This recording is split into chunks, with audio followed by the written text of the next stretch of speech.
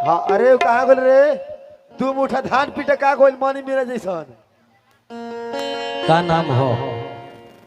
रूपा जी। रूपा जी केने बता गुफा जी रख बच के बचा के सब काम हो जाए अभी बुझाइबे कि बाद में आराम हो जाए। ओइसे नहीं खे धरे के काहे से के होली के महीना चलता। हाँ ब्यास के धरासन एकरो ठीक लागत है भीतर हंस सकती है।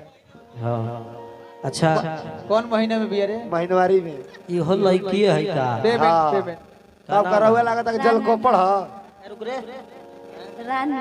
रानी। हाँ एकरा बोले जे के भर पानी का बोटी 2-4 बाल्टी बड़ा लेकिन अच्छी लग रही हो। हाँ अच्छी हो भगवान जाने बच्ची हो कि नहीं बच्ची हो। बची है बबुआ मायरा पैराशूट पैराशूट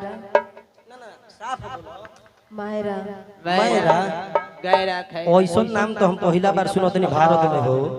मैदा मैदा लड़ोइलक कोहाड़ा गांव तोरमारीपुर। लेकिन तुम बढ़िया नाच रही हो। की भले छे ये बाल तुम्हारा भगवान दिए हैं। हाँ ये हरियाणा का कोठा आराम से रह रह सुनो है बाल तहार भगवान दे। हाँ रियल का है रियली है। अच्छा अच्छा रियली है। हाँ एकर बाल हलबाजी दिले बने तहरा के का भगवान देले बने? बहुत कुछ दिया है। का नाम धरो? टीवी देले बड़े सीडी देले बड़े कूलर देले बड़े पंखा देले बड़े लाइन छोड़ा के का निखन देले ऊ भगवान देले बड़े बौरा ऊ भगवान देले बड़े ना रहो बस्ती का बढ़िया के एकर दूगो मुड़ी देले बड़े भगवान। मनुष्य के शरीर में ई क्वेश्चन आई रहा हो एथी में आईपीएस वाला सवाल में। हम एक दिन देखत रहे तो आई रहे कि मनुष्य के शरीर में कहाँ बाल होता है। बताइए अभी तो मनुष्य हो ना। हम तो मनुष्य है लोग नहीं तो मैंने हम क्वेश्चन पूछे थे तू जाना तो एकरा बारे में। हाँ वहाँ का मास्टर बनी प्रिंसिपल कमल जीत भैया ई क्वेश्चन आई रहे हकीकत कहते नहीं हंसल बात नहीं है। हाँ ई क्वेश्चन आई रहे आईपीएस के सवाल में आई रहे। हाँ चेक बॉल कहाँ लगता लेकिन कहे के बाका बबुआ भैया अरे तो का कोई हाल सखी अरे की लहरा तगाल सखी।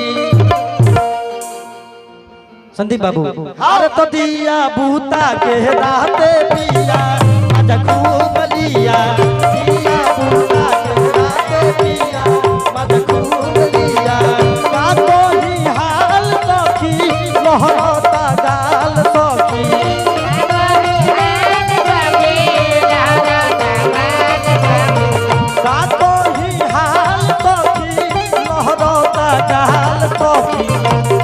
रुको रुको है ना बाबू है ना है ना ना अब तू लगलू बने आवा रावण के खानदान आवा है ना सब ढोढ़ी खाली ओढ़ी हो तहार ढोढ़ी दूध के कटोरी। चला ढोड़ी के ढलाई चल बबुआ ढोढ़ी के ढलाई चलता। अरे कि देवे के बापे पर हो पढ़ाई चलता। अभी एगो नया मार्केट में गीत हलचल मचैले रहा कुछ दिन यूट्यूब पर कमलजीत भैया करी हाथ जोड़ी दोनों मुड़ी के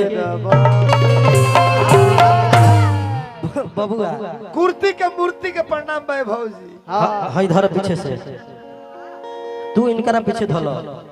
हाँ आ तू आवा हमरा आगे धल ऐसे ऐसे काहे करे बबुआ अरे हम कहेंगे ब्यासी साफ ई तो अभियंता हइसे कहले रहले उनकर पोलियो मरले बैक साइड। हां ई तो अभियंता भाई ऐसे कहले रहले। तू देखो हइसे धर देखो बताओ तो देखा धर। हां साफ एकदम पोजीशन भाई पोजीशन। एकरा के आगे ले ला पीछे में तू ठीक रहे जो हुआ ये आओ इधर आगे से बुझा जाई।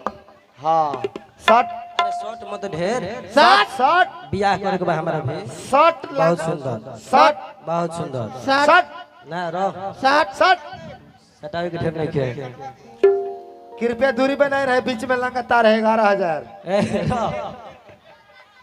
अरे तो का कोई हाल सखी अरे किलोहर तगाल सखी कहारवा में एकरा के बजई है अस्थाई तो दिया बूता के राते पिया माजा खूब लिया दिया बूता के राते पिया